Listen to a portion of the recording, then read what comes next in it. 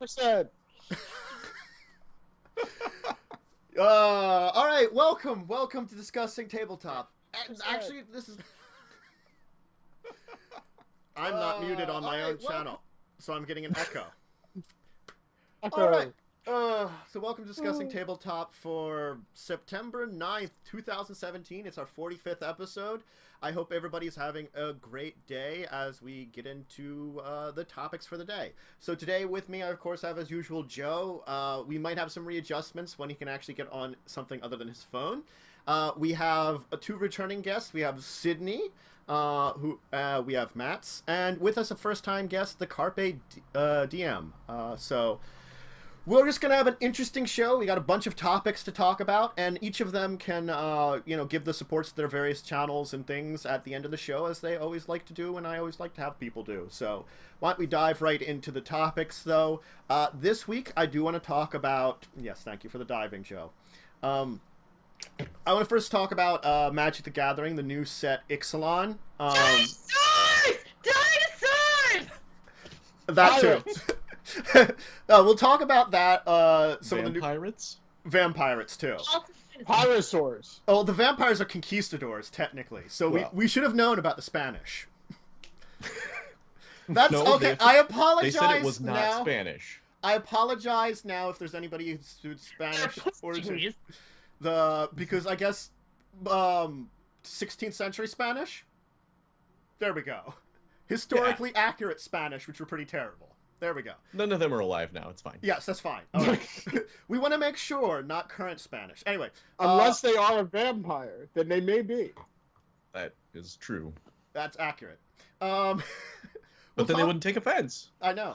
We'll talk about that a little bit, some of the new cards, and I want to talk about the setting, which is dinosaurs, vampires, and pirates. Oh my. Oh my.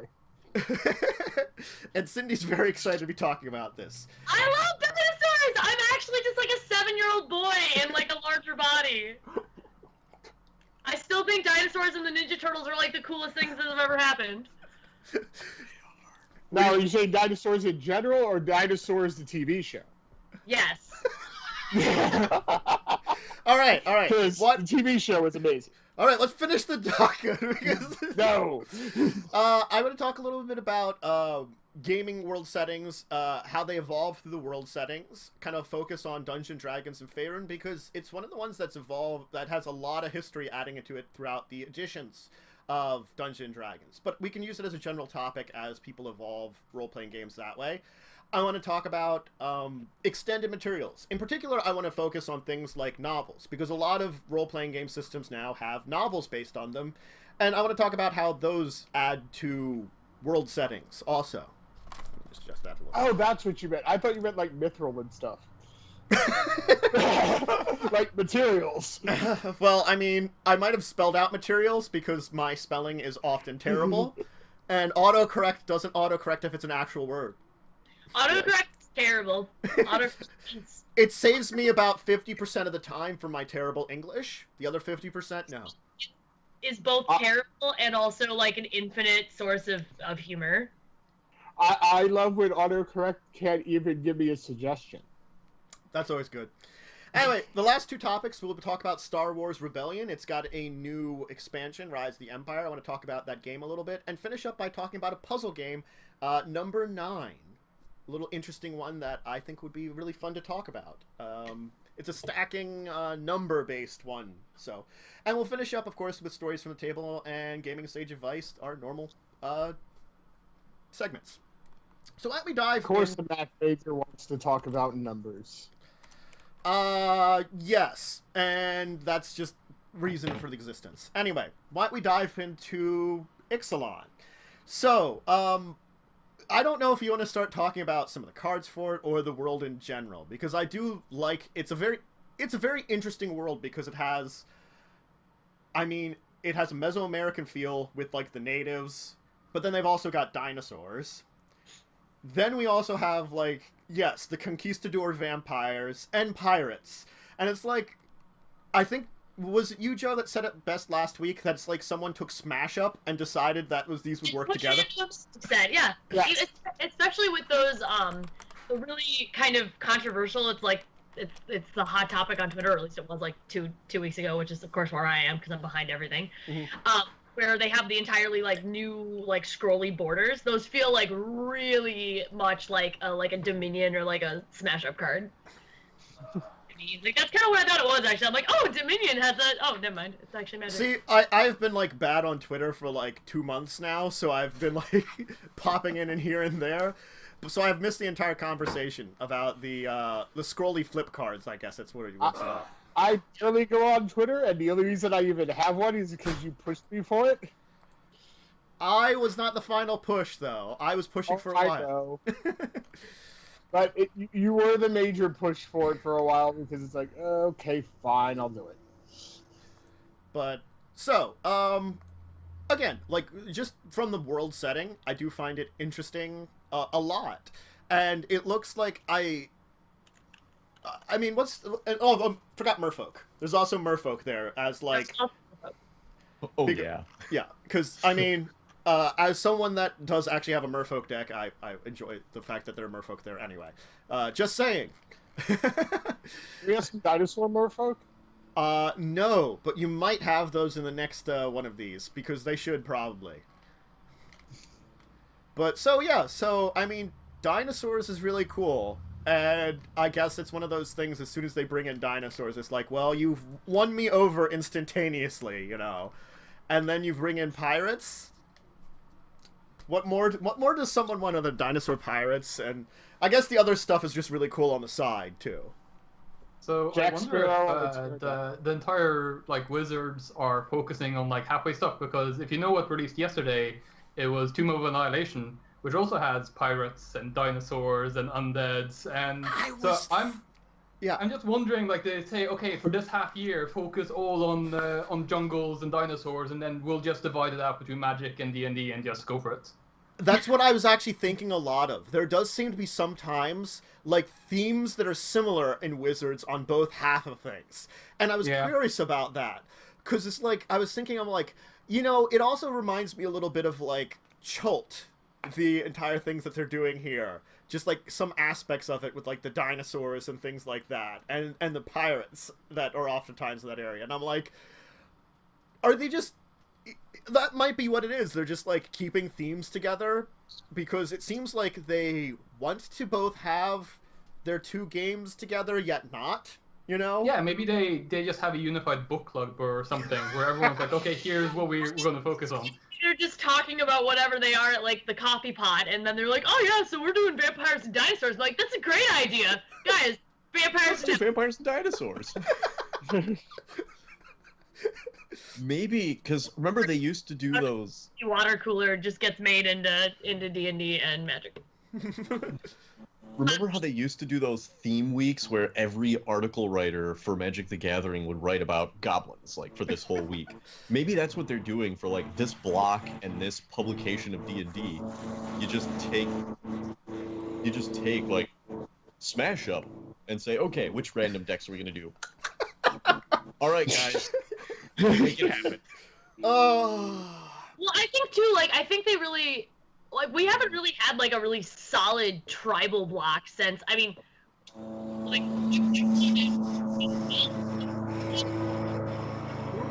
Who's got them? Tribal focus is Warwind, right? Like, I mean, nothing that's quite this much of, like, a direct focus. I mean, sure, we had, like, vampires and werewolves on Innistrad, but I don't, like... This just seems like they're kind of really trying to bring that back, and obviously they kind of started us off with, like, the taste on the EDH decks, which are super fun, by the way, if nobody's got a chance to play around with I those. have not had a chance yet. Sorry about the background noise. They're doing lawn maintenance at my apartment. I've tried the Dragon deck and the Cats deck, and I bought the Dragon deck, and it was down 4 cards. Like, I was missing one of the exclusives, one of the mythics, and 2 other random ones. Dude, that's really trash. Yeah. I have all of them. I haven't actually opened my copies yet. I was playing with a friend's, but I have all mine, like, sitting around. I'm waiting to get, like, another set of sleeves so I can put them all in sleeves, but... See, I'm bad. I'll probably get them, and then I will probably maybe keep 1 or 2 of them, and the rest I will use to fuel other decks, because that's what I do. That's kind of the point, but... Like, I'm excited about Ixalan, too, from, like, I'm really hoping, I'm not sure, I'm getting less and less so, but I'm really hoping we can avoid, like, the whole plane is in, like, dire jeopardy, because I think people are exhausted. Like, okay, guys, how many planes can we destroy? Like, freaking Amonkhet is, like, balls to the fucking nothing walls anymore, because we destroyed them all.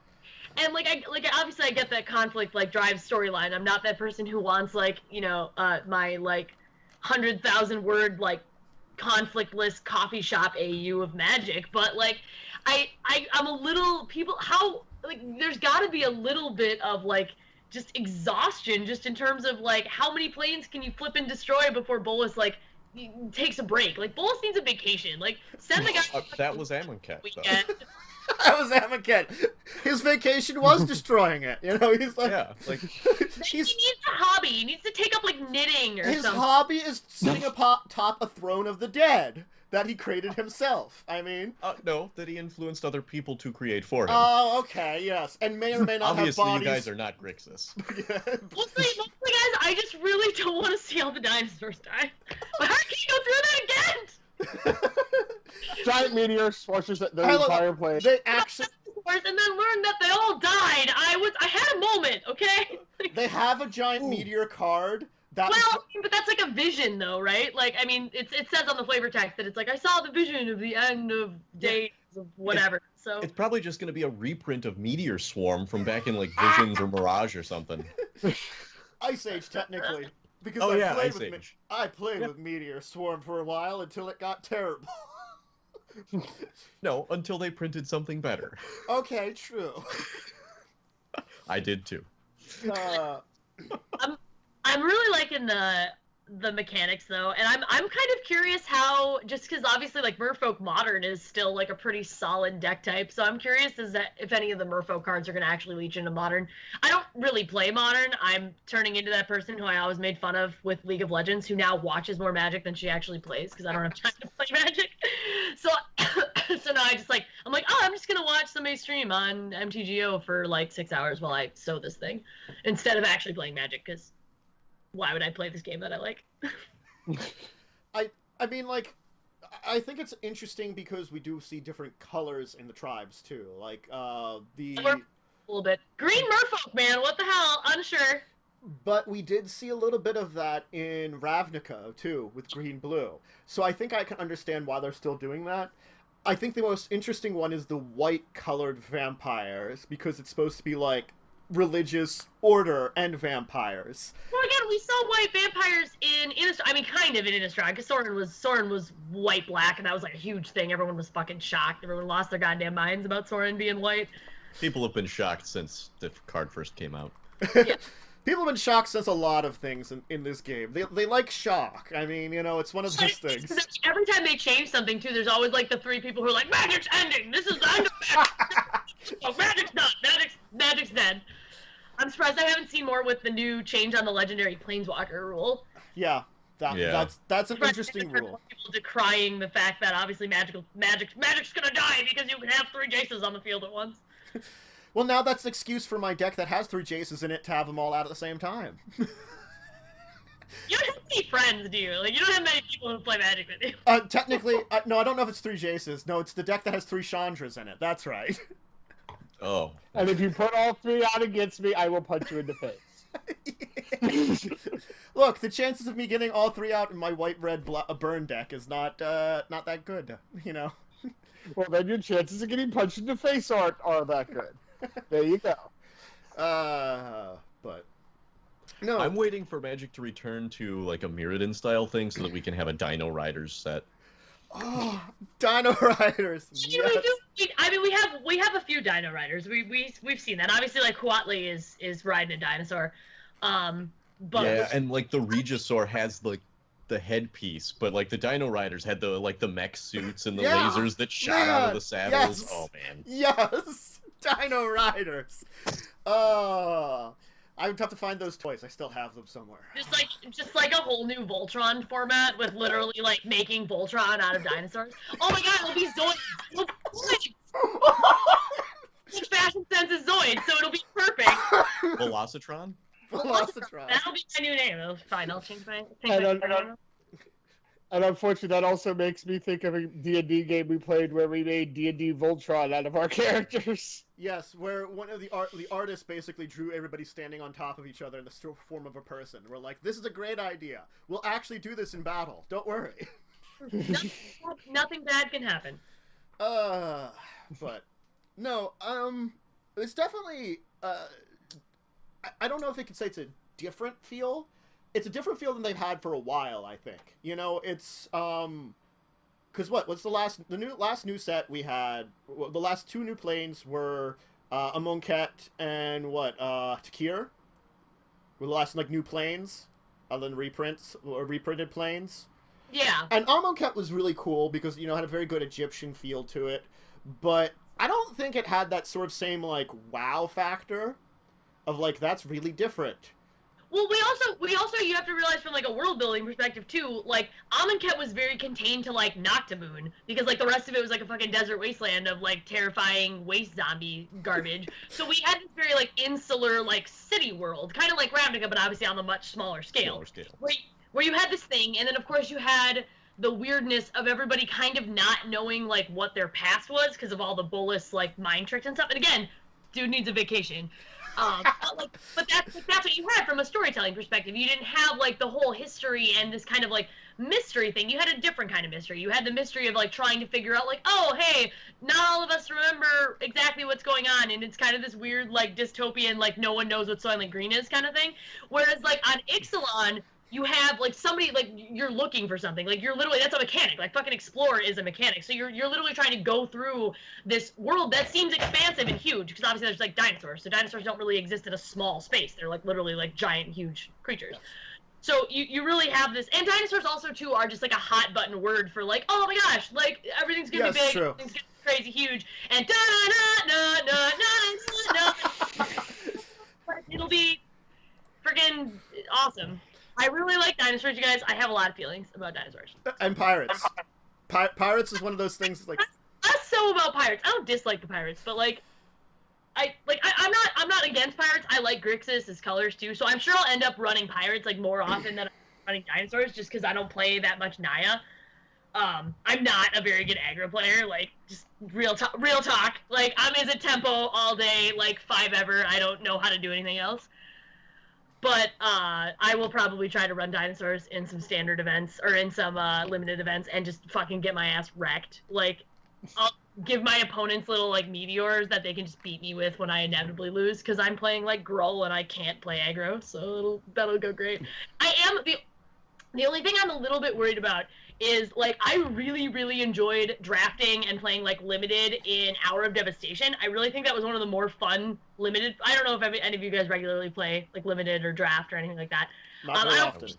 I don't play in stores because I'm really lazy. Also, I can't drink in stores, so I usually just read. And aforementioned, I live in Wisconsin, so like as soon as I actually stop talking, which you know I won't do for a while until we stop talking about dinosaurs, I'm gonna crack this beer and start drinking it. But like I usually just draft with my friends too, because I have a few friends who like aren't super confident in their like magic abilities, so they, especially with like draft and limited, like they really like playing that style because they don't want to invest in their own decks, but they also want to be able to feel comfortable with like asking for like a choice at a pack, obviously, which you can't really do in like a store, and for good reason, like that's totally fair. But we drafted and played a lot of Hour of Devastation, especially at Gen Con. Like we just bought boxes and just drafted and did stuff, which is super fun. And like Hour of Devastation has been one of the most fun like limited formats that I've actually played since a while, honestly. Like I don't want to put it quite up as far as like original Innistrad because everybody's just like fucking up their own entire ass about original Innistrad. Like if you ever talk to somebody, they'll be like, original Innistrad is the best set since blah blah blah. Like I'm not even saying you're wrong. Like basically the average person says, like collectively it's very true. It was a really solid set. It got me back into Magic actually. But like I'm a little bit more Ixalan that we're gonna get back into that like super rapid, like really quick format because it seems like it's gonna be a really rapid format, which I don't tend to play very well. So I'm super like Natalie and Brulia levels of torn right now because like I'm really excited for dinosaurs and for tribal stuff because I like tribal, but also like I don't do well in fast formats, so we're gonna see how this goes. But I'm excited either way. There's gonna be dinosaurs. I already like fucking put my order in for a whole box because just my life. That's how I roll. So all right. That was a very good expression of everything Ixalan, I think. All right. So I think that's it. I think it's an interesting world setting, and I guess we're going to continue talking about some of the stuff for Ixalan and probably some of the more of the cards of it as we see some more in the upcoming weeks. But why don't we move on though, because there are a couple more topics I want to, of course, handle today, and I want to talk about again, like the evolution of world's history through its editions. Now, I think from my example that I just want to mention, because this is the example I'm probably best familiar with before kind of turning it to my guests, is I'm familiar with all the editions of Shadowrun.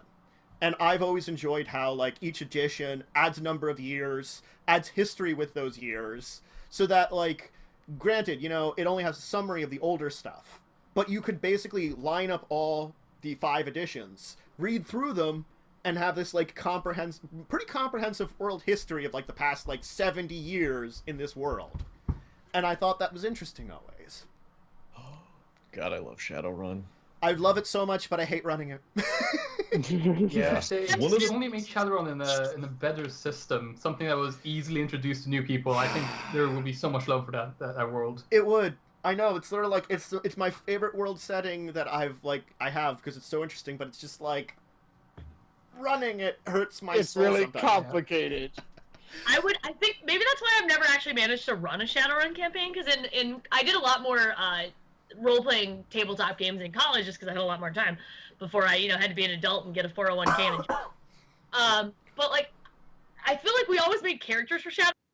We either, like, tried to get together and actually run it, and then, like, somebody's just like, hey, guys, instead of doing this, you want to go to Taco Bell? And then we just did that instead of, like, actually Shadowrun. Which is too bad, because, like, in terms of the lore and, like, the surface level, which is as far as I ever got, it seems so cool, and I'm, like, Blade Runner is, like, one of my favorite things ever, so I just tried to make, like, Blade Runner every time I played Shadowrun, which is maybe why we never played Shadowrun. She got the last of her stuff. See, I agree with. I love Shadowrun because also I started with my first role-playing game was Cyberpunk, and they're very similar. So I'm fine with going into either system because I do like that genre. But those games do seem short-lived because people get distracted. Like it's hard to get into. Let's do this instead. It's hard, and I don't know what you guys are talking about. My first game was Shadowrun, and my buddy ran it when he was 17, and we played for about a year and a half, and it was amazing. I'm not saying like the. No, we're not saying it's terrible. If you're 17, having complicated systems is just fine. Like I ran second edition when I was 17, and that shit does not fly anymore. Oh god, no, not anymore. Yeah, I had way more patience to just go through the most complex game systems way back when. Now there's like, no, bro. Not doing that. Just out of curiosity, the scientist in me has to observe, when you're 17, you're probably not drinking while you're playing, so maybe that's why. Maybe that probably helps, yeah. So, most of my friends went to military school. They were all drinking. Oh. Okay. Yeah, the drinking part, I don't think doesn't play a lot in our circle as much. Like, we'll have an occasional drink here and there, but that's about it. But I think it's more time as we've gotten older that we don't have the time for that complicated of a system. It's like, let's keep it simple. One of the things I've learned is really good for drinking is Risus. Oh god, I love that system. You pick 4 TV tropes, distribute 10 D6s amongst them, and the tropes that have the most dice are the ones that you're really good at. The ones that have the least dice are the ones that you're only slightly better than everyone else at. That sounds absolutely delightful. Oh my gosh, I love flipping TV tropes. That would be fantastic. That'd be great. That'd be a great one for, like, I actually get a bunch of my friends together on, like, a Saturday night and we do that. That would be super, super fun. How far away from Madison are you? No going up there. Oh my gosh, I'm so bad at names. I'm so lucky I'm a white girl, otherwise I wouldn't get anywhere in life. I wish I could remember, or I wish I could get the little the information card on it, but I met these dudes at Gen Con who had this app. I totally wandered over because of the art, like, just entirely so. Because they had this beautiful, like, Norse style, like, very obviously, Method, menagerie, something. Do you know time out though, they had a whole set of it was an entirely different kind of concept on the traditional tabletop, and also the one dude who was there had like a gorgeous beard and a very like not a thick accent, but an accent really interesting to listen to, but he was very clear spoken. So I was like, dude, I'm kind of hungover. I would love to just listen to you talk for like an hour. I would just love to stand here, not move around, and listen to you talk because you're pretty good. And also, like, it was just a really, really cool system that was a great fusion of mechanic and storytelling. Because basically the idea was, oh my god, and like I'm gonna put these in, like I'm gonna give you the show notes. I will find them afterwards. I feel really bad not gonna give these guys credit. That's fine. One, the board is hard, and two, they're send me the notes afterwards so we can look into that definitely. It's an amazing system, but it was because it was all based on the storytelling of the Norse myths, and that's what they based the system off of. Yes. It was so cool. I think I've heard of that one cool. myself. But moving back to our original topic, though, I did also want to mention, as much as Shadowrun does that, we have had an evolution in Dungeons & Dragons and a lot of their world settings. Especially, I think Faerun is the one, and Forgotten Realms is the one that I've seen the most throughout it. Though we do see, like, Greyhawk does get some. I think, like, other ones have fallen by the wayside a lot more. Like, I don't see the same kind of evolution in Dragonlance or Ravenloft, because, like, now we have modern Ravenloft, but we didn't really have, I think Ravenloft actually went through some minor tweaks. Like, I feel Ravenloft in 2nd edition was more 12th to 13th, and now it feels more like 14th to 15th century. Like, if there's minor things that evolved there, sure, but I also see it in Ravenloft, especially with the latest Cursed Strahd. Yeah. But yeah, Dragonlance, Birthright, all those, they haven't had proper editions since Third, so yeah, they by the wayside. Yeah, but we'd still, like, a lot of material still comes out for Forgotten Realms, and I think that's one of the ones that is one of the top ones, I think, right now, I guess definitely for world settings, because, I mean, I usually kind of default back to that if I'm looking for a world setting that I don't want to make up my own for. Sometimes you just need, like, I mean, granted, sometimes I just want to throw a city in, but, like, if I need a background, it's like, oh, this tiny town, it's near Waterdeep or something, you know, so if people really wanted to go there, they could, and it's an excuse for not building everything, you know, sometimes. Yeah, that's how I'm pitching it, as in, like, you should, if you play Forgotten Realms, don't adhere to everything, use it as a toy box that you put together your own tiny world of, and whatever you need to make on your own, go make it, that's fine, but if you don't want to make Metropolis, just pull Waterdeep or pull Baldur's Gate or do something and just populate the world outside. There's a new dungeon, here's your characters, you might need a special king, sure, make him on your own, or if you don't need a special king, this is the king that's already there. Like, it shouldn't be slavishly adhered to in the same way I see a lot of people comment on my videos that they do, or people who play like the Lord of the Rings games has a big problem adhering to lore and being very specific, you need to play it this way.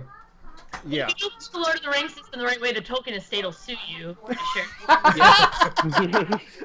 One of the things that I really like about Shadowrun as compared to Faerun and the Forgotten Realms is that the Shadowrun books give you a lot of, like, little hints that are very open-ended about the history of the world, whereas in D&D there's very, very little about the actual setting in the rules books. But then in the novels, there's all this, you know, extensive back history and all these other things that have happened. And in Shadowrun, I mean, there are those things, but it feels more like a group of people playing games in that world, referencing the same base document. Whereas in Forgotten Realms, it seems like they're only really referencing the rules. I mean, there is some material that references the world, but it's also, like, it's a lot of times it's more supplementary stuff, too, I think, is one of the problems.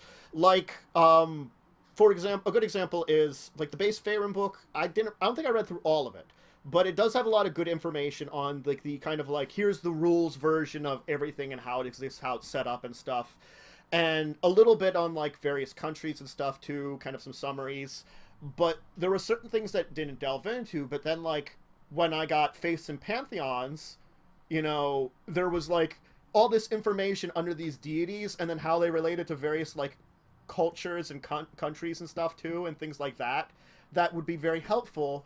And I think it's, like, I feel like that's the unfortunate part of it, is it's, like, everything is, like, a puzzle piece. So it's sort of, like, rather than just having, I guess Shadowrun, one book will give you a good chunk of stuff. This is sort of like you kind of puzzle chunks together to get this view almost a little bit, which is not necessarily a bad thing. I guess it's like this weird thing of like, yes, the materials are still helpful, but no, then I'm buying like 5 books instead of 1 anyway. But then again, in Shadowrun, I also like, you know, when they put out the specific like, here's Seattle book. I'm like, Seattle's one of those cities you really want to read through everything on, you know, because it's like the core city of the thing, you know. You feel like you almost want to always play in Seattle a lot of times. I don't know. I played a lot in Chicago. Those Chicago is a big one. I can't remember the name of the city, but there was the one city on the African coast. There was a whole bunch of there was some pre-made ones that I adapted myself. So pre-made missions. So I think the benefits with Shadowrun, and you see this with Vampire as well, is that they're essentially a layer over reality. Yes. So the idea is that you have Seattle, but then you have this other layer. This is really how it is. And the same thing you get with Masquerade as well, where it's like, oh, here's New York, here's London, but here's how it really works. And that gives you can much easier go and give hints about stuff at that point, because you can just go to London Wikipedia and get all the info and as much lore as you possibly want, and then just inject, oh no, actually it's a prince that did that. Yeah, go ahead. And I think it's a specific kind of world builder too, because there's some people who really like going from the ground up, and there's some people who really like going from the top down. And you see this with authors too. Like you can literally like look at a book and be like, oh, this author builds from the top down, this author builds from the bottom up. And like obviously Faerun is like, okay, you're taking the basic fantasy setting and then you're layering stuff on top of it. Whereas yeah, with Shadowrun or Vampire or certain like World of Darkness campaigns too that are more modern set, like Slasher or Changeling or whatever, you build from the top down like that, which is really fun too, because you can take people like, obviously I'm from Milwaukee, I'm from Wisconsin, so you can take Chicago, and almost everyone you're playing with, if you're playing with a local group, has been to Chicago, so you can be like, oh yeah, this happened to me when I was on like Michigan Avenue in thing, and I looked at this like amazing building and want to do in it kind of thing. And it's really neat because you can add that kind of layer of like personal experience to it, to any kind of, that was a bug, sorry. I'm just really excited. I'm doing that thing on Twitter where they clap after every word they say. So it's oh my god, they're never gonna have me on again. She's like, this bitch talks all the time and claps and she's that was basically the point I made before I completely digressed into nothingness. No, it's a fine point to Gav, though. So I definitely think that's an interesting thing that we have seen also. It's like, as kind of getting back to where I'm trying to reference this from, of the evolution through editions. It's the same kind of mentality, like, which I think makes a big difference in how they evolve well. I think the top-down, I guess, adds to the history a little easier, because you already have that like top layer, and they're just changing a little bit of the stuff down below. Because usually when you got that upper top, a decade or even like a century sometimes doesn't really alter a whole lot. There's still some basis that compares very well. And then it's like, most of the kingdoms are going to be the same. Maybe like a rulership, change, things like that. While, building from the ground up, I feel like then it's a lot more detail oriented then at that point in time. That's kind of moving around. So, well, and I feel like too, it really depends on like your style as a DM, and also like what your players enjoy too. Like if you have players that really want to get into like an entirely fantastical realm and don't want to reference reality at all, that's totally fine. Obviously, play Faerun, play Forgotten Realms, play something that has really no bearing on reality. But I know plenty of people who really delight in like making that reference to like their character. Hi. Like to their character going to Dunkin' Donuts, being like, oh yeah, this is like a thing, I was here, kind of. Yeah, like I think when I was playing Vampire back in the days, I was living in Oslo, and the campaign was essentially, oh yeah, we are all vampires in Oslo, and now we're starting to refer to, oh yeah, our bar is actually, the bar we all go to all the time is actually owned by this count, and he is at war with this other person, and that's the bar we don't go to, and that's where he hangs out. And yeah, and like the blood bank is run by this and this person, and it's all like tied into places we all know and enjoy, and like it's very easy to do that reference. Yeah, I'm from Milwaukee. For the record, wars between bars are very real. Yeah. Go ahead. Yep. All right. Why don't we kind of, because we did hint a bit of this on actually this topic, which is extended material adding to it. Which in particular, when we talk about extended material, we have to reference things like the novel systems. I mean, think of it. Shadowrun has a lot of novels. Faerun has 1 billion novels. I mean, everything done by Salvador. You know, he does a lot of stuff. And I've been seeing a lot more of Warhammer. Warhammer has a whole lot. God, Warhammer. I have a delightful friend who just, it regularly occurs where she just gets a little too intoxicated and she will just sit next to somebody at a bar and just go off on them on Warhammer lore. And it is the funniest thing ever, and one day I'm going to record it and put it on the internet. Because it's so funny. She's just like a pretty girl sitting in a bar, too, so random people will talk to her. And then she'll just be like, do you want to know about this? And then they'll be like, yeah, sure. And then 15 minutes later, they're like, save me, please, from this crazy person. But... who am I messing with right now? Oh boy. Like in now for real. Is that why everybody's freaking out a little bit? No, I'm playing around with it because Joe got in his actual thing, so like the camera probably went all weird on the stream. So I mean, but that happens. Sorry. Hey, Yeah. One's arranged nicely. Then I just have one last one. There he is. Okay, I'll do that in the fly. So I think one of the things we that like you want to talk about here is also the evolution of things going from. Like, not just the fact that the in-world stuff happens, but I think a lot of the changes we're seeing is due to cultural changes in the world as well, and how people want to play games. And I think that if you look at, say, 4th edition to 5th edition, it was clearly that in 4th edition they were trying to get into the act of, let's people play online, like we need to have something simplistic, and we need to push something that is more MMO-oriented. And then the fallback was, oh crap, no, it's actually about playing on the tabletop and about getting friends together and doing the talk. And 3rd edition was all about like people like customization. They need to be as complex as humanly possible. Like anything you can put together needs to be balanced and perfectly done. 2nd edition was just, let's just clean up 1st edition because this is a whole mess.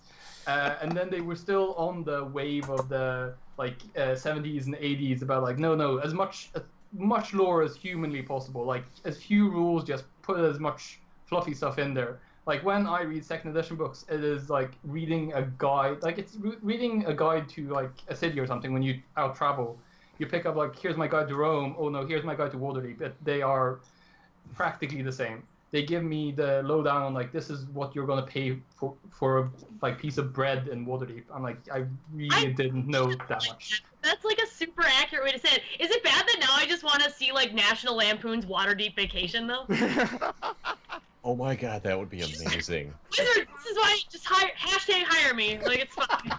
Joe. Uh-oh. Hi. Joe. Hi, Aurora. Joe's here. See Joe? Joey. Hi. Oh, my cold dead heart. Joe. Okay, Aurora, go watch your Shimmer and Shine. She's in her Elsa dress too, so she's extra adorable. Yeah, and I think also when it comes to books, you can also see the sort of problems they're having where in the 80s and whatever, like writing a fantasy novel, sure, you have a hero goes save a princess and there's some monsters and they fight and that's done. But now it's way more complicated because you have your likes of your Game of Thrones and things like this, and people are like, you can't do that story anymore. You need to be more complicated. Your character can't be pure good and just like go after the evil wizard. The evil wizard needs to have character and needs to have a reason why he wants to rule the nation. Like the change that I think a lot of authors have to do here is hard, and you can see struggles in that, like the type of things they want to write and how it comes out. If you look at stuff like The Sundering, I think you can see Ed Greenwood struggle with this, because I think Ed is he was really good at writing these 80s type things where he had mighty good knights and they went out and they destroyed evil demons or whatever. And I think a lot of the evil characters that he made is the equivalent of your Skeletors or Cobra Commander or whatever. They just want to be evil and they're real evil. And when I read about like Manchun and stuff from the 90s, I'm like, oh Jesus, this guy, why is he even evil? Why does he do these things? Simon is evil. Yeah, he just wants to be so. He hates life and wants to destroy it. But now I see them trying to do a proper storyline and give shape to their characters. That's like they might be struggling internally. But I see some really bad choices and see some good choices, and yeah, it's a mess now. I really like that trend though, and I think part of it is just that like the general audience, because of things like Game of Thrones, because of, I mean, you can take it back to like Xena and just go from there. I'm also like a huge Xenophile, so there's that too. I like Xena. But I really think that part of it is just it's a literacy on the level of the consumer that we're actually expecting more. Like, we don't want just like a basic linear progression of like this knight falls in love with the princess gets taken, dragon gets killed at the end. Like, we don't really want that anymore, because we've heard it too, but also like we're actually a more mature audience. And I don't just mean that by like, you know, you can have as much sex and violence in that linear storyline as you want, but we are expecting more in terms of like an intellectual level of stuff like that, which is really cool. And also too, I will give WotC a little bit of like a high five on this, but I really like, on that same level of expecting, you know, more complicated plot lines, WotC's also giving us a lot more inclusion in terms of like characters like gender and sexuality and the this obviously like the racial color of the characters, which is really cool. Like, wish it would have happened 10 years ago, but you know, better late than never. So like, it's nice that we're finally getting that. And like, I'm sure you could make the argument that sure, like they're doing it because people now want it, so they're doing it for economic reasons, but like everything's done for economic reasons, so whatever. But it's kind of cool that we're seeing characters like you know, like, I mean, just look at Wayne Reynolds' last chunk of like Pathfinder characters. Like, that would have never happened in the 80s. Like, just the diversity of like those basic characters you saw in the Pathfinder, like basic like player's guide, never would have freaking seen like a black cleric lady who looks flippin' awesome. Like, the art is just fantastic, and two, you never would have seen that before. And so it's just really cool that we're getting that, and I think that's driving the direction that we're seeing these stories too, because obviously when you have more complex characters, you don't just have this basic cast of like, all right, cute white lady, like strong Fabio dude, and this evil dragon / necromancer / skeletor, whatever, like insert baddie dude Nazis here. Like, since you have a more like diverse cast of character, and I mean that in every sense of the word, you now get more diverse stories, and I think that's kind of a cool side effect that nobody really expected from diversifying the character base. You're now diversifying the options that those characters can do. Just because, like, suddenly you're like, oh, hey, we have characters who are, like, all different things, so now they can, like, do more different things, interact in different ways, and it gets that much more interesting. So, like, I've been waiting for this for, like, a long-ass time, and I'm glad it's finally happening. That's also a soapbox thing, so. I think part of it also is, you know, the target audience. You know, when we were younger, it was targeted towards just younger people because that's who played these games. Well, now, okay, to be honest, it was targeted to younger white dudes. Like, not to get on my like social justice soapbox here, but like that is what it was. And now, you know, and now it's different, and that's good. Like, it's good that everybody's kind of getting into this and that they're making an effort to be more inclusive, and you're getting all these different perspectives. And it's really cool. Like, it's very good. I agree. Yeah, like I can testify to this as well. Like, I had this idea that I wanted to make sort of like a favorite history about the ideas of sexuality in the realms, like gay leaders and the role of how society tackles this. I could not find anything. Like, it was completely blank. And the thing I found was a reference in a 3.5 book to a lady who ran a city, and she was with another woman. That was the only thing. It was never mentioned anywhere else, and that was the only reference I could find to an actual gay character outside of God myths, where they change gender, and a reference where Elminster changed gender by magic. In college, and again, this is down to the problems of like D&D has the gender, the girdle of gender changing, which is a curse. So it seems like there is like this stigma within D&D that if you aren't following the straight line, then you shouldn't be in here. And I'm so happy to see this actually change around. Yeah, totally. Because like in college, we found the Nymphology book. Like, somebody actually found like a physical copy of the Nymphology book. I don't know who, like what asshole friend of mine found this book, but of course he found it, and we were like fucking 20, so we were like, let's all read it, man. So we did, and like there's nothing in there about like, for all that there's weird sex things all the time everywhere, there was like very little in there about like any type of like basic conforming sexuality. So it's just really, really exciting and super cool. And they're doing it on a Magic level too. Like, I mean, obviously we're talking about D&D right now, but like WotC is doing it on a Magic level, and there's plenty of other companies too. I don't mean to just say WotC's making an effort to change, because a lot of them are. And a lot of it is too, you're bringing in new people. They realize that, hey, look, there's like an entire set of humanity that we're not appealing to, and now we are. So cool, way to go! Maybe we have some tropes we should throw away, like having an entire race of elves that are black and then naturally evil, and the good elves are naturally white. Maybe we should change this up a bit. Yes. Maybe we should get rid of that. I think part of it also, it's reflecting society trends. You know, some of that stuff was not acceptable to really talk about and delve into in the 80s and even early 90s, and now, you know, society's opened up a lot more. Yeah, I don't want to give D&D a total pass though, because they put like Satan in the book though. Like yeah. I mean, they've put a lot of Satans in the book. Demonology in there, but they couldn't put in a gay character. Like, guys, really? Like, But anyway, again, it's better now, so it's. Yeah. I'm well, I was also gonna say, like, I think there's a discussion that we had like in 3.5, like at one point in time, it's like, if you have polymorph spells, and you can change your shape and you can change your race and you could become like an animal or something, do you keep your gender? Question. You know, it's like, so it's like, are dragons gender shifting all the time for giggles, you know?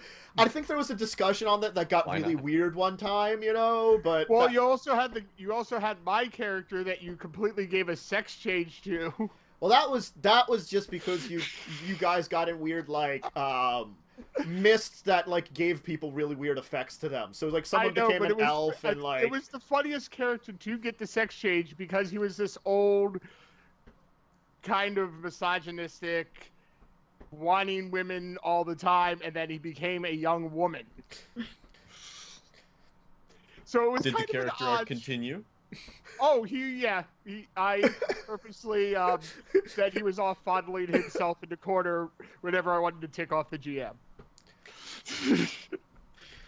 We had a beer and pretzels game going for probably about 4 years, and one of the first things that happened was we ended up in the antechamber for the god of life and death, and one of the devas said, "What are you guys here for?" And my butthole of a friend says, "He's here for the sex change." Okay, wait, what? So I played the rest of the 4 years as a woman. That was interesting, and now she's the goddess of fire and tortures my wife's character because she likes messing with her.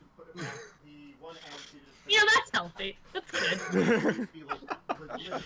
Well, I'm the DM now, so it's fine. But at least put it in the fridge. Whatever you want. I am your god now. All right. Why don't we, now that we're done with knee-space interruptions again, why don't we move on to our next topic, though? I want to talk about Star Wars Rebellion. Again, I've seen some folks play this before, but I've never played it myself. We do have someone here who's played it, so hey, advantage. And they have a new expansion, of course, Rise of the Empire, which is, well, based upon Rogue One. And, I mean, it's sort of like, that's a... Do they have expansions? I haven't seen them that are based upon other, like, specific Star Wars things. Because, I mean, there's been a lot of movies, and can you get them all in one box to begin with anyway? That's a question I have. Yeah, so the interesting part here is that if you play the base game, it is essentially a New Hope, or it is it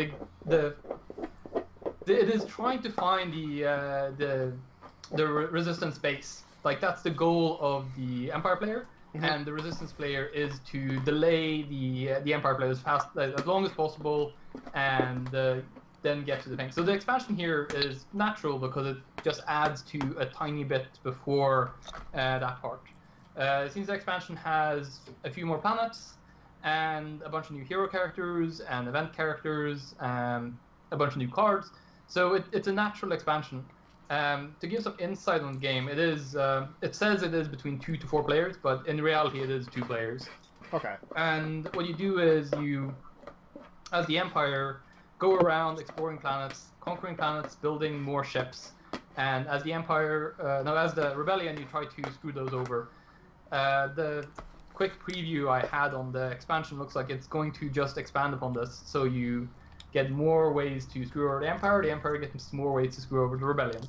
I think it's good. I think if you play this game 3 or 4 times, you start to get into a habit, and you know sort of the best way of doing it. So sprinkling in more cards and more events is very interesting. I played it in total 3 times, I think, with my friend who has it. We usually play it at work during lunches. It takes around 3 hours to play, so it's a week event. Cool. I mean, Sounds like it might be interesting to intersperse that with the X-Wing Miniatures game. Oh, wow. Because I love that game for its tactical feeling like a legitimate dogfight that just happens a lot slower than an actual dogfight. But there's no, like, storyline to it. You're just fighting. But it sounds like the Star Wars Rebellion would be perfect for giving it a story, and if you're building up your ships and everything, that sounds like it would be a really cool way to add the two together and not be playing the same game all the time, but still be playing the same game all the time. I predict that you could do that and then play for like an entire day, because you would continually have small X-Wings battles as like things happen. It's like, we're up to another X-Wing battle. Okay, back to the other board. We saw how victory went. That sounds well, like a you great can birthday get really weekend. big here. I've built like you can quite quickly get this Star Destroyers, and you can build 2 Death Stars, and you can move these around. At some point in time, I was like, this is insanity. I have 2 Death Stars and I have a Star Destroyer. Why am I losing? I had 2. What do you need a second for? In case the first one can't get there. No, Oh. I have them on different sides of the galaxy, so I could just there do you a go. pincher maneuver. Well, if 1 is good, like 3 needs to be better. So, however many fingers I'm holding up, however many, yes. Just keep How making many of them were gold-plated, though? Oh. Oh. No, okay, I get you that that it does seem like it would be much better as a 2-player game too. So that's interesting to know about. And I guess it's one of those things that, like, there are certain games which you play them and you're like, no, this is much better for this many characters. Yeah, definitely. And the fact that they are sticking 4 players here is weird to me, because that means you're dividing up sort of responsibility or something. So you have 2 teams. I don't see how that would do well. I guess, like, there are times you could do it, but it definitely would be a little more challenging on something that is definitely a 2-sided game to split up into 2 definitely feels teams. that way. Well, and I feel like any game that does that, when you have, like, a one side versus a very obvious another side, and you have, like, 2 versus 2, it just ends up being one person playing on each side and be like, oh, play this one, play this card, and then I'll play this card, and then I'll play this card. So it's really just, like, one person with, like, another person holding some extra cards. I mean, obviously that doesn't always happen, but a lot of games I feel like have a real penchant when they're, like, so-called, like, cooperative team games. It just really devolves into, like, one person kind of just, like, running the whole board for their team, or, in the case of, like, a pandemic, it's one person running the whole board for everybody trying to beat the thing, or whatever. But pandemic can get bad if you're not careful. It's sort of like you... No, of course, totally, that's what I mean, but, like, it's cool. So, like, if you're playing... I have no idea. I haven't even seen, as I mentioned in our, like, little pre-show chat, I'm the worst fake geek girl, and I haven't even seen the new Star Wars movie. Frankly, I'm usually too busy working on garbage in my basement to, like, actually go out into the world and watch movies. But, so I haven't seen the new Star Wars, but so it's obviously you're the rebels and you're trying to sabotage something that the Empire is doing, and basically what you were saying is kind of it's the sort of thing. Well, the new quick recap and spoilers for the latest Star Wars movie. spoilers. I haven't seen it on the internet. It's fine. If you ever wondered how did they get those plans for the Death Star, well, this movie is all about that. Oh, shit. Exactly how many Bothans did die? Yeah, a whole bunch. A lot. But so is it the kind of game where if, like, you've played a few times with the same friend, like, you do kind of just, like, realize how they play, and you're like, oh, Yeah, definitely. I'm sure I lost my 2 versions because my opponent knows how I think and go about playing games. And it plays very differently for each side. So from the Empire side, it is about, like, grabbing planets and building as big a force as possible, and for the Rebellion it is more of a playing like a strike retreat, a guerrilla type event because all you need to do as the rebellion is run the clock, like make sure they don't get you.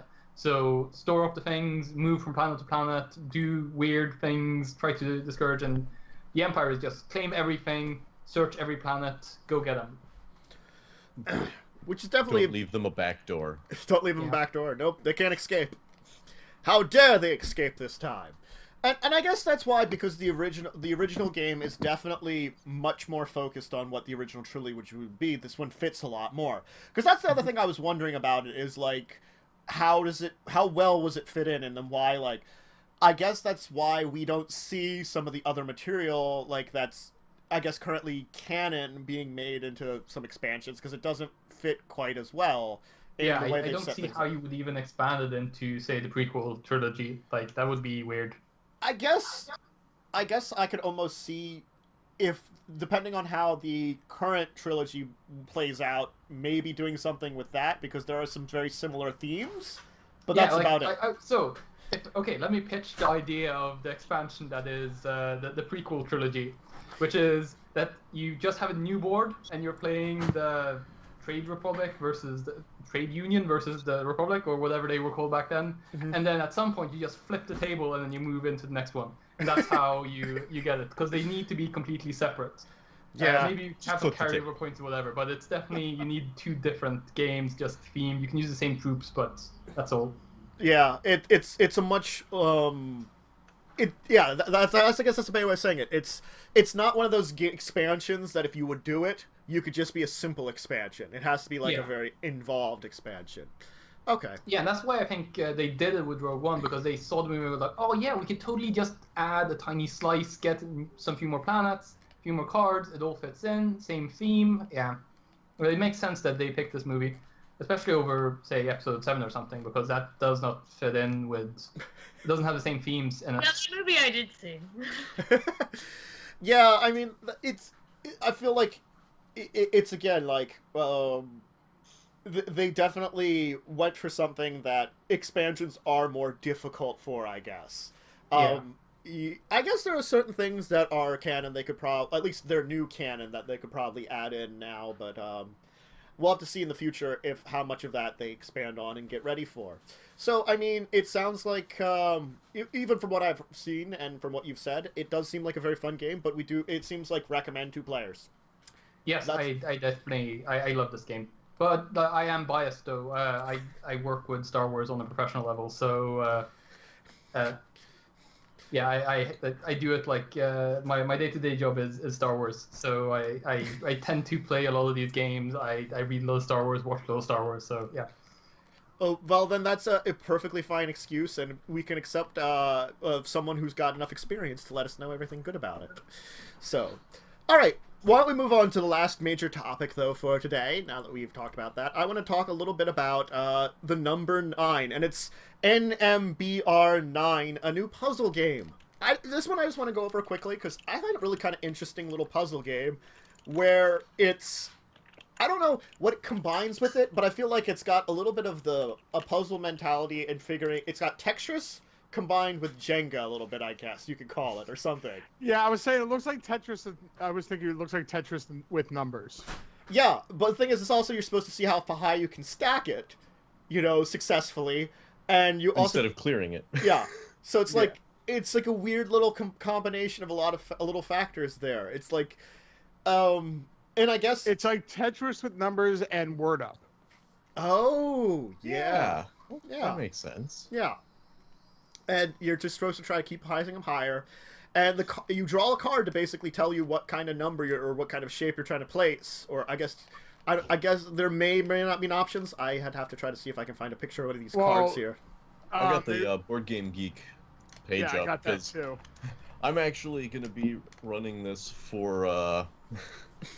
for the Barnes & Noble game night. Ooh. In a week. Oh, hey, look at that. So, it sounds like you picked good guests for this show. I really picked good guests this week. I just somehow got the best guests for everything. Oops, I cannot post. Whoops. But no, that's pretty awesome that ooh. Yeah, if you allow me, I'll just post the board game geek link in there. Yeah. I have to figure out how to allow it.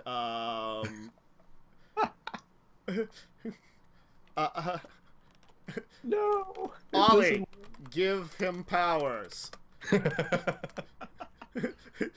You're a moderator for this region. Well, that's right. We have a Twitch stream going up. I'm like, I don't even know how to pick out I totally haven't been paying attention that Scott and Ollie have been in here talking about stuff. Yeah, I've been noticing that, and I'm trying to figure out myself how Oh my god.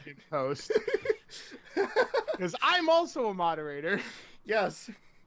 Okay. There we go. Ollie got it there. Okay. Thanks, Ollie. Wait. The powers don't work. Oh, The and sword is thanks, worthless. Scott, for the cheer, I guess. And for subscription. Holy crap, I missed a lot of stuff here. Because it doesn't show up on my stream, and I've been busy. I guess I should probably, like, for this kind of stuff, plan to maybe, like, say everything at the end or something. You know, but sorry, chat. Sorry, chat. And hello, everybody that's been there. All right, anyway. As I try to figure out chat, we're talking about number 9. I mean, now we're not talking at all. Carpe. Hey, we were talking about something. Carpe, you were talking about it. On the first level of numbers, you score nothing. On the second level, you score 1, and so forth and so on. I mean, I could just read the board game geek thing. I mean, I'm trying to summarize what I read. The game includes 20 cards numbered 0 to 9 twice and 80 tiles numbered 0 to 9. Each numbered tile is composed of squares in some arrangement. After shuffling the deck of cards, draw and reveal the first card. Each Why are player you takes another German? tile matching the card, shut up, and places it on the table. With each new card drawn after that, each player takes the appropriate number tile, then adds it to the tiles they already have in play, with each player building their own arrangement of tiles. The new tile must touch at least one other tile on the same level along one side of a square. The tile can also be played on top of 2 or more other tiles, as long as no part of the new tile overhangs the tiles below it. New tiles placed on this same level must touch at least one other tile, while also covering parts of at least 2 tiles and not overhanging. Once all the So cards have German been board drawn, game then. The accent, I guess, I mean, if it's a European-style game, I can accept it. Wunderbar! I was not going to try an accent because my accents are very terrible. Yes, they are. Uh-huh. Do your Spanish one. No. no, we're done talking about conquistador vampires, so it's not. I lost the opportunity. He only does one Spanish one, and it's a female Spanish prostitute. oh boy. That's not the only one, it's just the one that everyone remembers. I remember a character from Shadowrun that I had to interact with a lot. I can't remember her name, but she always talked like this. We had a character who, like, definitely. I could save this for tabletop stories too, or maybe we're moving into there. I don't know. I don't really know what's going on. We always cross streams. Go ahead. True. Well, no, we had a World of Darkness campaign, and we were doing a slasher thing, and one of our friends actually had, like, the one character who is actually intelligent, and is like, man, he's the character who, like, everyone always, like, is like, I would totally do that in that horror movie, and that's why these characters aren't in the horror movie. It's because he was like, man, all this crazy shit is happening in this, like, garbage town that I live in. I'm just gonna leave. Like, I'm just gonna not live here, because it's obviously not a safe place to live. And his name was Dimitri, and that's, like, all we knew about this friend's character. And he's like, you know what, I'm just gonna leave. And the DM's like, I have no idea how to, like, keep Alex's character in this game. And I was like, I got it. Just, have him, like, answer his phone. So this poor Dimitri character answers his phone, and it's just me, like, across the table going, Dimitri, this is your mother. Dimitri, no place for you to live in the basement anymore. We've turned it into Bible study. Also, your father's at the store right now. I asked for some Virginia Slims like 10 hours ago, and he's still not home. So when he's home, he's gonna have me to talk to. I need those Virginia Slims, Dimitri. Stay where you are, Dimitri. Otherwise, your mother's not gonna come to you, but you can't come to me anymore, Dimitri. The funniest part about that for me, Like, that was the whole thing. The funniest part about that for me was I had a half-known, half-dwarf character that the DM decided my mother was Jewish and basically used the same exact voice. Oh yeah, I'm pretty sure it's the same character. I'm pretty sure she's the mother to every Bostonian like Jewish character there is. Actually, the funny part was she was also a high-level sorceress. So she would message him. She would message me in my head and be like, "Mom, I'm in the middle of battle. But did you eat your oranges? If you don't eat your oranges, you're going to get scurvy." Did you change your underwear today? Is it the gnome that's Jewish, or is it the dwarf? I don't know. She was a gnome. She was a gnome. My father was the dwarf. I don't know, but I don't know which one it would be. A Jewish gnome just kind of makes sense for some reason. Oh, God. So the reason that's funny to me is that game I was talking about, Rysis, we played on my birthday, and my buddy's character, his top thing was someone always calls at inappropriate times. So he was the captain of the Firefly-esque spaceship, and the whole thing started off with his mom calling, "Did you pick up the cake?" "What cake? It's my birthday, you terrible son."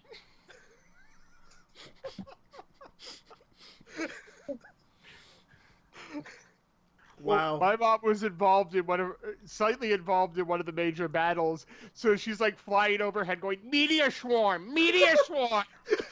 Well, the worst thing was like this one Dimitri character, like he was supposed to be like the hard-boiled like noir detective with like a mysterious backstory, and I do feel bad every once in a while when I see this friend, and I see him pretty regularly.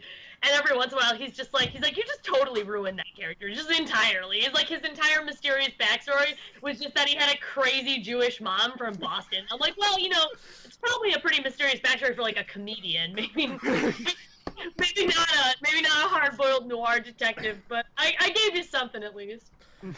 All right, so I was gonna have some kind of stories from the table to move on for, but I'm pretty sure we've already kind of like done a lot of those in here. I mean, we really have. I don't know what you're talking about. Fedor, did you change your underwear? No, clean underwear. You eat an orange. If you didn't eat an orange, you're gonna get scurvy. Yes. Well, you were gonna get scurvy. I mean, we were on a ship for long periods of time. With no oranges, no less. I know. I think we had limes. Yes, we had limes. Mm-hmm. Oh, you put the lime into coconut, and you mix them both together. Mm-hmm. Hey dudes, I have to bow out a little bit early, so I did technically get my story from the table, and I guess so. Like technically, do you want to give your You want to pip yourself? Yeah, no, I'm prepared this time. Hey! Look at this. I made like a thing that you can't see because it's on the webcam.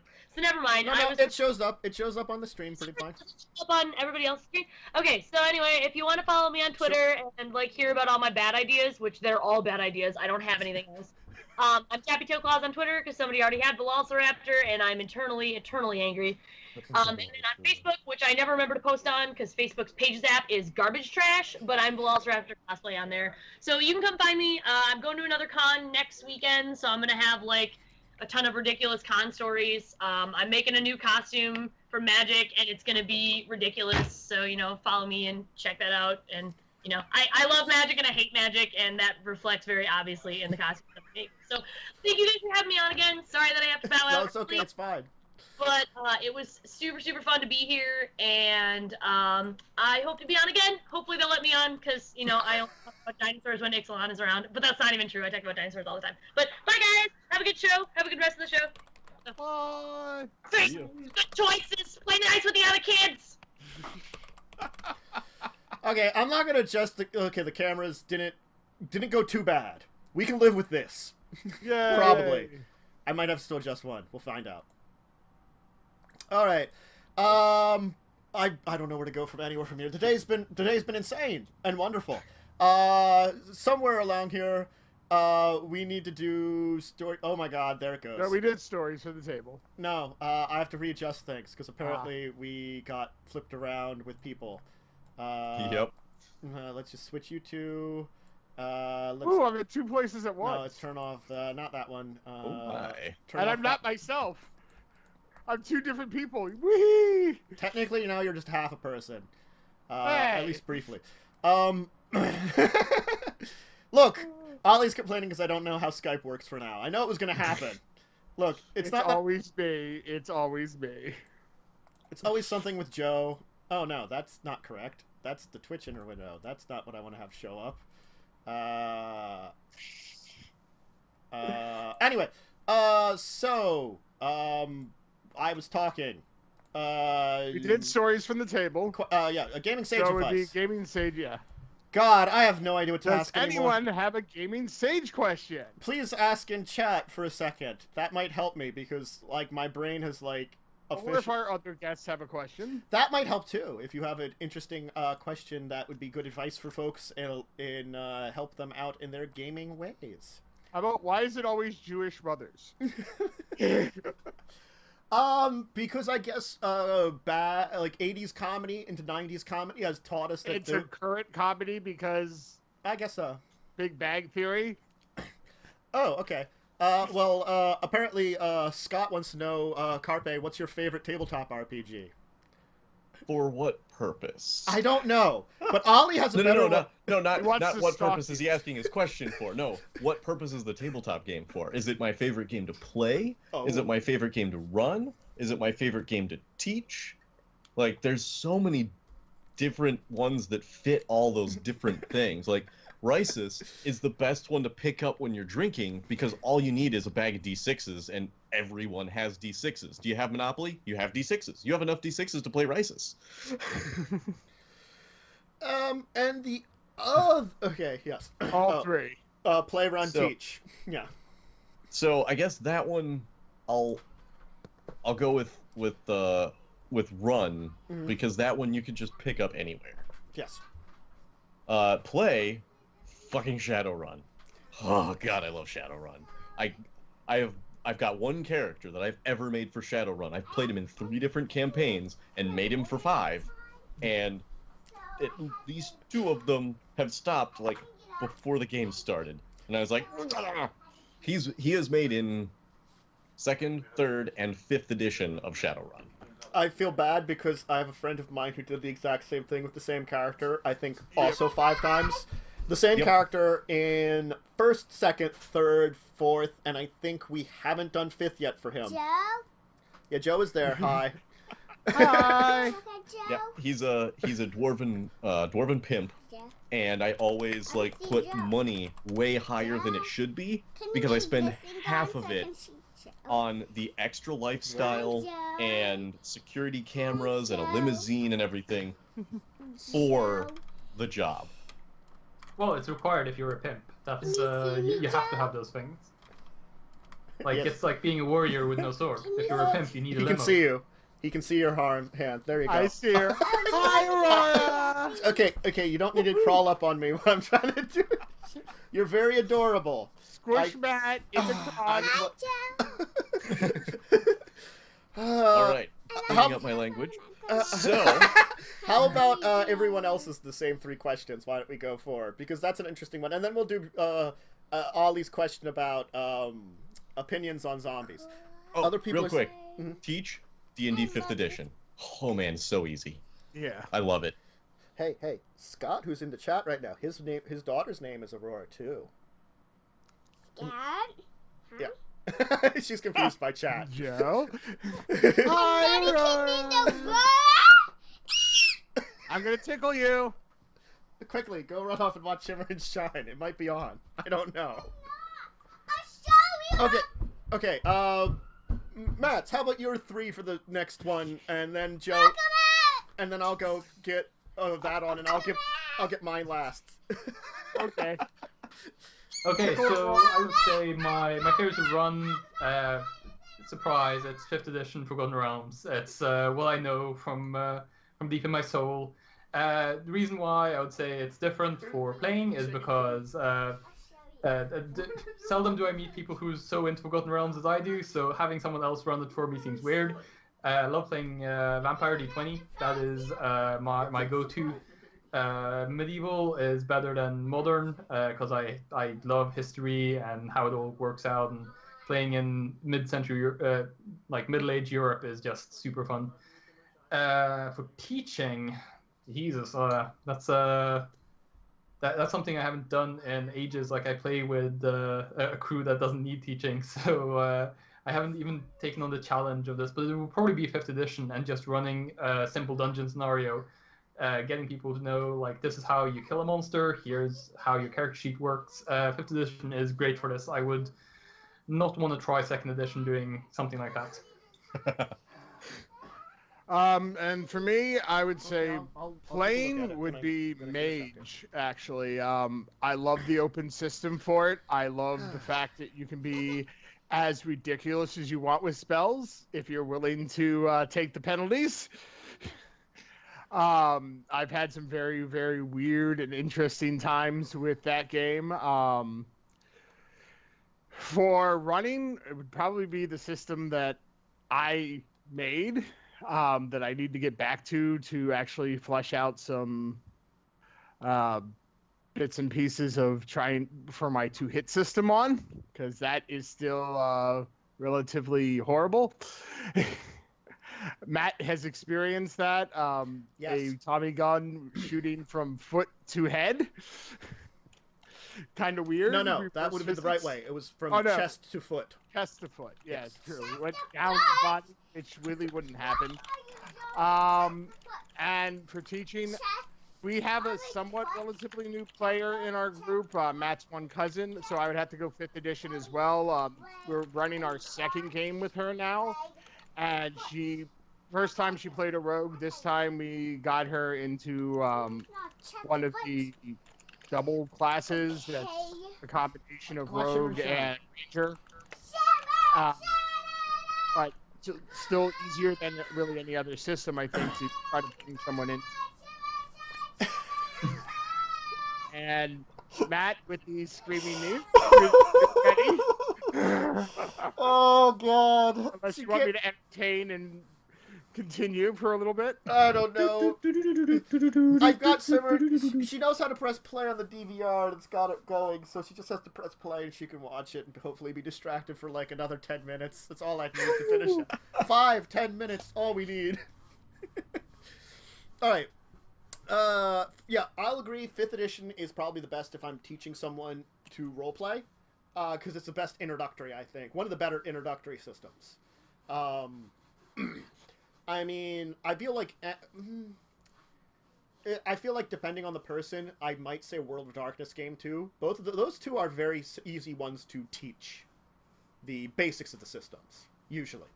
For play is a hard one because I've never actually been a player in Shadowrun, so I can't like confess to being my favorite because I'm always the one that has to run it. Is the problem? Because you're the only one who's willing to run it. Because I'm the only one that really knows most of the systems. So it's like, so play is definitely a hard one. I think the one I liked the best when I was a player in it, which I've only done like twice, I have to say I loved playing in Earth Dawn. That was very fun.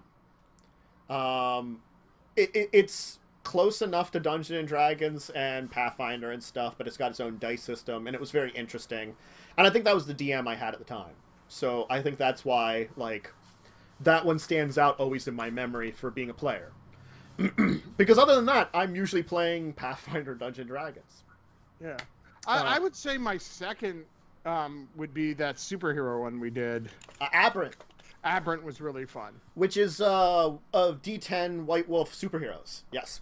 Yeah, and that was relatively simple as well.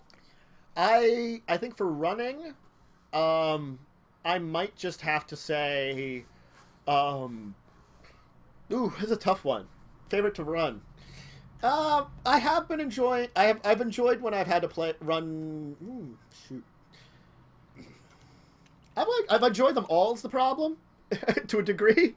So that's why I'm a very hard to pin down on my favorite to run in a way. So that's an unfortunate thing about me. It's sort of like, well, I've always enjoyed running Dungeons and Dragons. I guess will always have a place in my heart because it was the first one I started with. That I started with AD&D, trying to run it on my own, basically with remembering the rule book and then playing it at school when I was in elementary school. You know, that was it. I was trying to be like, I totally remember these rules. and having like a single die between everyone kind of thing. And then just playing it out and trying to work on it. And I think we just like jotted notes on character sheets on like pieces of paper, and it was really terrible and highly inaccurate those first couple of games, you know. But it was fun. All right, so we did have Ollie's question, which I'll finish up this week with. Fantasy zombies, our opinions of them, or I guess zombies used in as more of, I guess, because it is something in pop culture now. Our opinion on using them in games. Since we'll go sort of a little reverse here, I'll say I use them as would just fit, but I never really, like, if it's something that's in there that seems like it's interesting to focus on just as a monster in, like, a Dungeons & Dragons, sure. Like, when it comes to, like, the pop culture side, I probably wouldn't really use it a lot in things like more modern day stuff, you know, because, like, it's a trope that is just not that interesting normally unless someone comes up with a really, really cool idea about it. Joe, what do you think about this? I think unfortunately in the world that we're in now, zombies are kind of overused. Very true. Zombies can be interesting for certain games, but like you said, there has to be a really specific purpose for them, and maybe a unique use for them to make them really relevant or interesting in a game. Max? So I would say zombies are, and they've always been, an obstacle. They aren't the main flavor of anything you'd run. Like, the guy you're looking for is the evil wizard, the necromancer, the high prince, or whatever, who is making zombies. But otherwise, what character is really zombie? Like, I wouldn't use them as, like, have a sentient zombie type scenario. That's no. Yeah. Carpe? So I've kind of got two thoughts on this. First of all, the fun of zombies isn't just to have them as, you know, mindless, faceless enemies, even though that tends to be how they're portrayed. It's to have somebody that the characters know raised as a zombie that they then have to defeat. That's what makes zombies cool. But the problem here is that you can raise so many better creatures that your character knows. Like, to get them up as a wight or a vampire or something like that is good, because then you have a sentient version of that. Yeah, we had that in Curse of Strahd. One of our characters became a werewolf vampire. Thank you, Chris Perkins, for confirming in 5th edition you can do that. Thank you. Right? When I saw that Twitter post when, like, it was just after a guy who became a werewolf died to Strahd. And I'm like, bam! New idea for extra villain added in.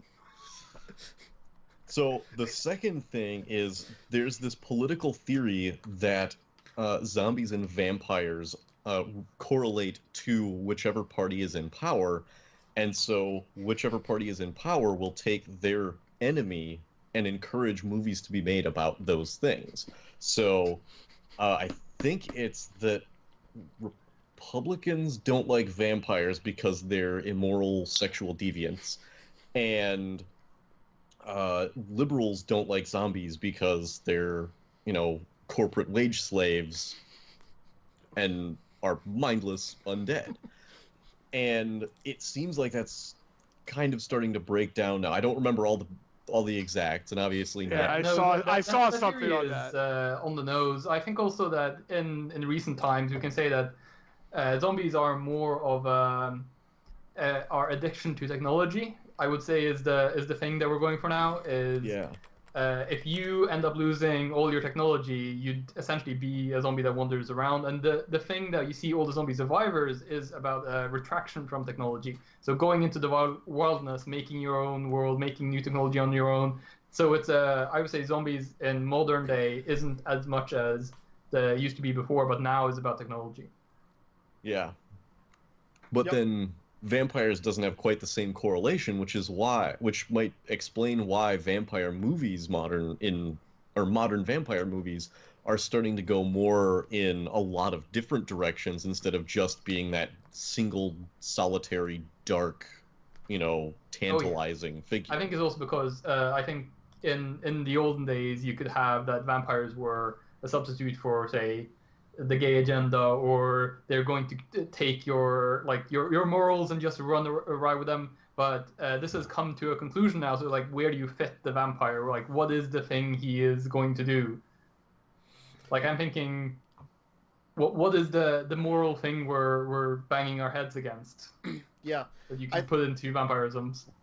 I think it's definitely because it's been a change in how these things are portrayed.